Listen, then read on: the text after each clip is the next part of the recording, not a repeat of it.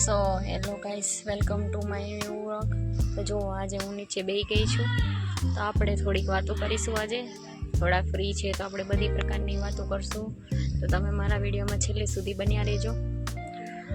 તો તમને બધાને ખબર જ છે, અમે હાલ ત્રિપુરામાં રહેવી છીએ.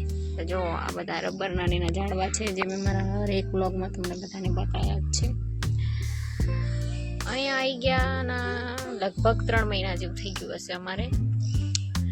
એટલે બધાને એમ થતું હોય, જે આપણેથી ફેમિલીથી અલગ રહેતા હોઈએ આપણે, એટલે જે બીજા લોકો હોય એ લોકો એવું કે તમારે તો ઘણું સારું છે કે તમે ફેમિલી સાથે રહી રહેતા, 2 જણાને એકલું જ રહેવાનું, તમે તો અહીંયા મોજ મજા કરતા હશો, તમને બહુ મજા આવતી હશે ને અહીંયા.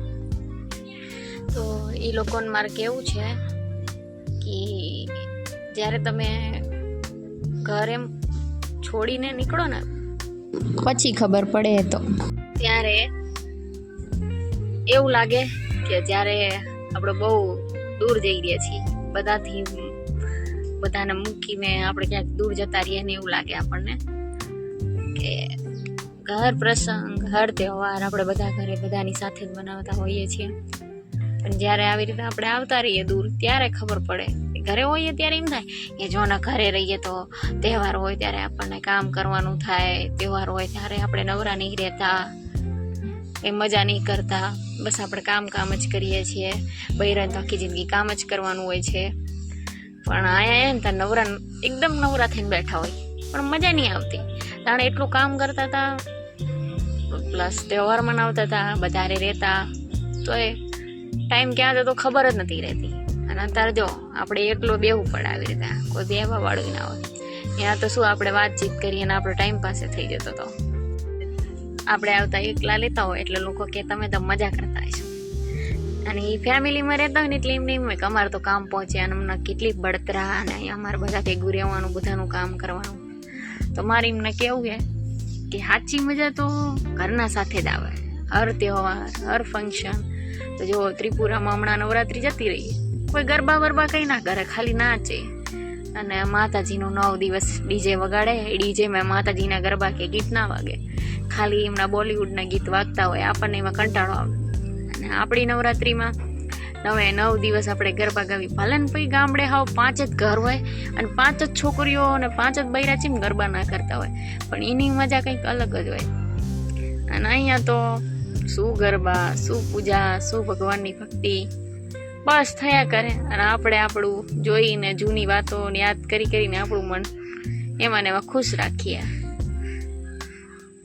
એમના દિવસે મસ્ત આપણે બધા મસ્ત તૈયાર થઈ જવી, ટકાટક સાડી બાડી મસ્ત લીધી હોય. સ્પેશિયલ આઠમ નોમ તો નહીં, સોરી, સ્પેશિયલ આઠમના માટે થઈને આપણે સાડીઓ લેવી, સારા બ્લાઉઝ સિલાવડાવી, અને આઠમના દિવસે મસ્ત ટકાટક થઈ માતાજીના નિવેદ થાય મસ્ત. અને બધા નિવેદ કરવા માટે જઈએ, મંદિરે બેસી જાય, મસ્ત માતાજીના નિવેદ ધરવાઈ જાય, મસ્ત દીવાને એવું થઈ જાય, આરતી થઈ જાય, પછી બધા સાથે મળીને નિવેદ ખાય. એ જે નિવેદ ખાવાની મજા હોય ને, એ તો હારી 7 લાખ કે મોટી કહેવાય ને 5 સ્ટાર હોટલોમાં જઈને ખાવીને એવી મજા ના આવે. એવી મજા એ નિવેદ ખાવાની આવે બધા સાથે મળીને. અને અમે જ્યારે નાના હતા ને, ત્યારે તો સાચું કહું, કટોરો લઈને મંદિરે જતા હતા નિવેદ ખાવા માટે. અત્યારે તો શરમ આવે વાટકો લઈને જતા, પણ એ જે વાટકો લઈને નિવેદ ખાવા જતા હતા ને, એની મજા જ કંઈક અલગ હતી. અત્યારે તો હાથમાં ખાઈ લઈએ, શરમ આવે એટલે થોડી ખાઈ લઈએ. ત્યારે તો વાટકો ભરીને ચોળી ન્યા ખાઈને આવતા હતા. આટલા સુધી આંગળા બગડ્યા હોય ને તોય શરમ નથી આવતી. અત્યારે તો હાથ થોડા રીટા રહી જાય તો એમ થાય કે ઓહો હાથ બગડેલા.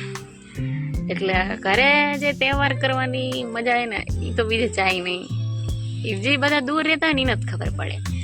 બાકી તો માણા એમ કે તમારે તો મોજ છે, તમે તો એકલા રહો, તમારે તો 2 જણાનું જ કામ, આખો દી નવરા, તમને કેવી મજા આવતી હશે. એક દિવસ અમારી જગ્યાએ આવી જજો, પછી તમને ખબર પડશે. ઘર કરવા તોડો નહીં તો મારું નામ બદલી નાખજો, થોડા મહિના રહી જુઓ તો ખબર પડે કે ઘર શું કહેવાય. નિવેદની એક વાત યાદ આવી.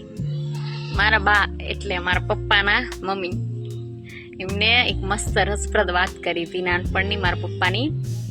મારા પપ્પા નાના હતા એટલે આઠમના નીના નિવેદ કરે, એટલે મારા પપ્પા નિવેદ ધારવા ગયા કે આપણે છોકરો હોય તો છોકરો કરી નાખશે. મોટા હતા મારા પપ્પા, તો મારા પપ્પાએ નિવેદની લાપસી ચોળી મસ્ત તેલ વેલ ઘી બી મસ્ત નાખી અને ચોળી અને માતાજીને ચડાવી. એ પહેલા ધૂપ કર્યો, એ પહેલા આંગળા મસ્ત ચાટી લીધા ને પછી ધૂપ કર્યો.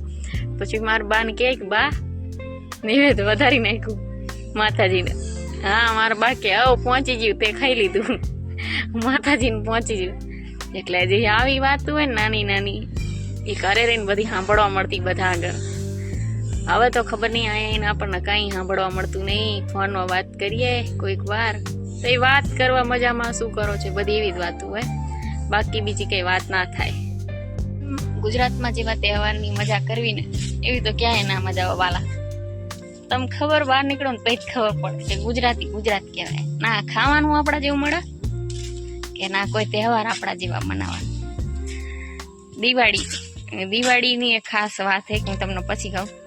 દિવાળીમાં આપણે 11 થી લઈ દિવાળી બેસતું વર્ષ એટલા દિવસ સુધી આપણે રંગોળી કરવી. આ કોઈ દિવાળીમાં રંગોળી બંગોળી ના કરે. આ બધા લોકો દિવાળીના દિવસે ફટાકડા ફોડી સૂઈ જાય રાતે, બસ આટલું જ કામ આમનું તુક્કલું બુક્કલું કરે આનો સૂઈ જાય. અને આપણે દિવાળીમાં તો 5 દિવસ એવું લાગે કે કોકના લગ્ન લેવાના. બેહતા વાળા દિવસે એટલી ઓલી હોય ને આપણને તૈયાર થવાની, એટલું તો લગ્નમાં કોઈ દી તૈયાર ના થયું એટલું બેસતા વર્ષના દિવસે તૈયાર થઈ. અને આપણા દુશ્મન હોય ને એને આપણે ભેગા થવા જવી બેસતા વર્ષના દિવસે. એટલે દિવાળીની મજા તો ઘરે જ આવે. દિવાળીમાં 5 દિવસ બીજું તો ઠીક, પણ ખાવાની બહુ મજા આવતી હતી. કારણ કે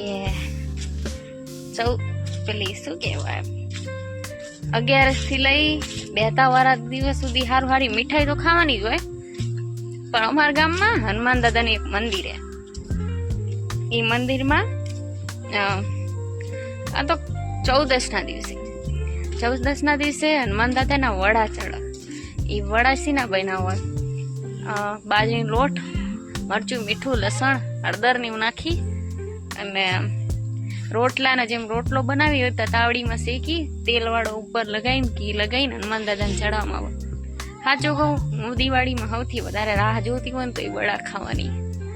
હવે બોલો, કરનાન તો એ ખાવા મળશે, આમને મળશે તો એ કે તમારું મોજ. શું કેવું તમારું? અમારું મોજ છે કેમ ને મોજ અત્યારે. અને આવે વાલા દિવાળી દિવસે તો સાંજે પેલા માટીના આપણે કલુડિયા બનાવતા હતા ઊભા. અત્યારે તો કોડિયા ચાલે હે. પેલા બનાવતા સ્પેશિયલ માટી લાવતા કાઢી ગોતીને પેલા તલાઈથી અને પછી કલુડિયા બનાવતા. એ કદુડીની અંદર પછી સાંજે મમ્મી લાપસી બનાવે. લાપસી લઈ જવાની, એ કદુડિયામાં નાખવાનો, એની ઉપર દીવો કરવાનો તેલ નાખીને. પછી યારે ફટાકડા લઈ જવાના. પછી ગામનો શિવાળો હોય ને અહીંયા કદુડા મૂકવાના આપણા અને ફટાકડા ફોડીએ આપણે બધા. એટલી મજા આવતી હતી ને, એમાંય કંઈક મજા આવતી. બધા એમ કહેતા કે શું કહેવાય ભૂત ખાવા દિવાળીના દિવસે. મેં તો કોઈ દિવસ ભૂત ખાતા જોયું નહીં, પણ એમ કે એમાંય કંઈક મજા માણતા હતા. અને અહીંયા શું કશું નહીં, ઘરમાં સુઈ જવાનું, ખીચડી ખાઈને રાતે ફટાકડા ફોડીને પૂરું દિવાળી. બેસતા વર્ષ આપણા ગુજરાતી તહેવારના દિવસે તો નહીં ધોઈને ટકાટક થઈ જવાનું હોય અને તૈયાર થઈને સવારથી નીકળી પડવાનું હોય. આખો દી બધાને ભેગા થવા જવાનું હોય. જય શ્રી કૃષ્ણ, રામ રામ ને હેપી ન્યુ યર કહેવા.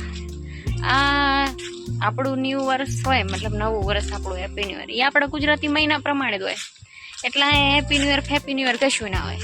આપણે તો ગુજરાતમાં એ દિવસે દુશ્મનને ગળે મળાવા જાય અને એ દિવસે બધા રામ રામ જય શ્રી કૃષ્ણ કરવા જાય. ડોસ્યું થાય, પછી ડોહાઓ, સિગરેટ, બીડિયું, મુખવાસ. અડધા છોકરા તો મુખવાસ ખાવા હાથું થઈને જ વહેલા ઉઠીને જતા હોય નાનપણમાં. બધું જતું રહ્યું હવે. અને અમારે હા એમ તો ગામડામાં હજુ ઘણું થાય. હા, સિટીની તો આપણને ખબર નહીં, પણ ગામડામાં તો હજુ ઘણું આવું થાય.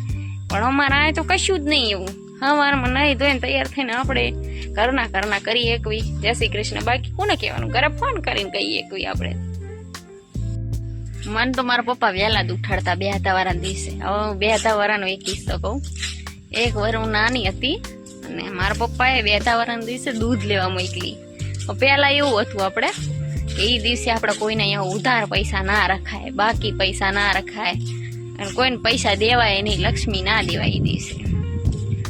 એટલે હું દૂધ લેવા જઈ હતી પરવાડને. અહીંયા દૂધ લઈને આવી ને એટલે હું ઉધાર કંઈક પૈસા રાખીને આવી હતી, મને નથી ખબર એવી. એ દિવસે મારા પપ્પાએ મને એટલી મારી ને, એ વરણ 2 વરણ મારું સારું બગડી ગયું, પણ મને એવી ખબર નથી પડતી કે આવું જેમ કરે. એટલે અમુક આવા નાના નાના કિસ્સા નાનપણના યાદ આવે ને ત્યારે ખબર પડે કે ઘરની મજા કંઈક અલગ હતી. અને અત્યારના છોકરાના તહેવારોમાં વહેલું ઉઠવું કઠ, એ બધાને કેવું હોય કે વાલા મજા લઈ લો પછી ટાઈમ જતો રહે. એટલે બધાને એવું કેવું છું મારા તરફથી કે સાચા તહેવાર મનાવવાની તો ઘરે જ આવો, ઘર દુનિયાના આખા શેડામાં તમે ઘૂમી આવો ને, ફરવા જેવું ગમે બધે, પણ થાક તો સાચો ત્યાં જ ઉતરે જ્યાં ઘર હોય આપણું જે નિવાસ સ્થાન હોય ત્યાં જ આપણને મજા આવે. એટલે બધાને એવું થતું હોય કે અમે મોજ મજા કરવી, પણ તમને સાચું કહું સાચી મજા તો તમે કરો, પણ એ તમને અત્યારે અહેસાસ નહીં થતો, જ્યારે તમે ઘરથી દૂર જશો ને પછી તમને ખબર પડશે. તો મને સાંભળવા માટે તમારો બધાનો ખૂબ ખૂબ આભાર. મળીશું આપણે આવા જ નવા બ્લોગ સાથે. ત્યાં સુધી આપણે વિદાય લઈશું. તમારી ચેનલને લાઈક, શેર અને સબસ્ક્રાઈબ કરવાનું ભૂલતા નહીં. તો બાય બાય, જય માતાજી. તમારી દિવાળી શુભ રહે. Bye bye.